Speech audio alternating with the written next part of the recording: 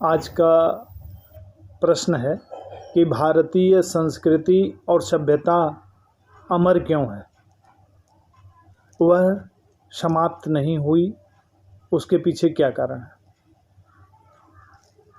इस विषय पर केवल एक ही उत्तर है कि भारतीय संस्कृति और सभ्यता अति प्राचीन है, लाखों वर्ष पुरानी यह संस्कृति और सभ्यता है। हम ऐसे भी कह सकते हैं कि जब पहली बार मानव की उत्पत्ति हुई होगी तब से यह संस्कृति है और आगे भी रहेगी। इसको मैंने अपने जीवन में देखने को पाया। हमारी दादी थी, 2 वर्ष हुआ उनका देहांत हो गया। मैंने अपने दादी को बचपन में देखा था कि स्नान ध्यान करने के बाद वह 1 लोटा जल ले जा कर के, इतना विशाल नीम का पेड़ था दरवाजे पे, उसको चढ़ाती थी। उसके बगल में तुलसी का पौधा था, उसको 1 लोटा जल चढ़ाती थी। तो मैंने दादी से पूछा कि आप जल क्यों चढ़ाती हैं।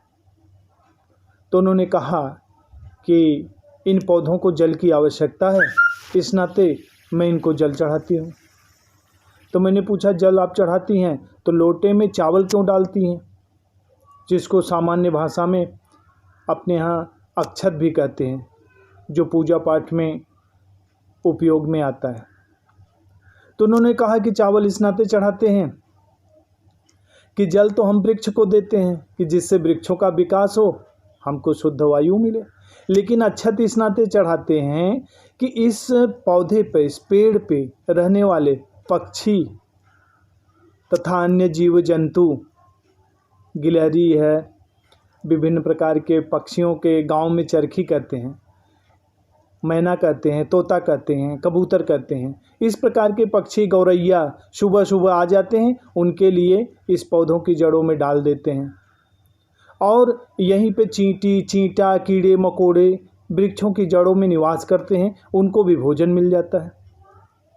तो दादी के कहने के अनुसार कि हम मनुष्य हैं, हमको जो कुछ भी जीवित रहने के लिए प्राप्त होता है वह इन्हीं पशु पक्षियों पेड़ पौधों से प्राप्त होता है। इस नाते हम प्रातःकाल उठ करके इनका नमन करते हैं और इनको पुनः जीवित रहने के लिए मेरे द्वारा जो भी हो सकता है हम इनको देते हैं, क्योंकि हम सभी मनुष्यों का जीवन इन्हीं जीवों के द्वारा है। जब ये जीव जंतु पेड़ पौधे नहीं रहेंगे तो मनुष्य भी नहीं रहेगा। इसीलिए मैं कहता हूँ यह हमारी भारतीय संस्कृति सभ्यता सनातनी है, जो कभी समाप्त होने वाली नहीं है, अजर है, अमर है, यह कभी मर नहीं सकती। जय हिंद, जय भारत।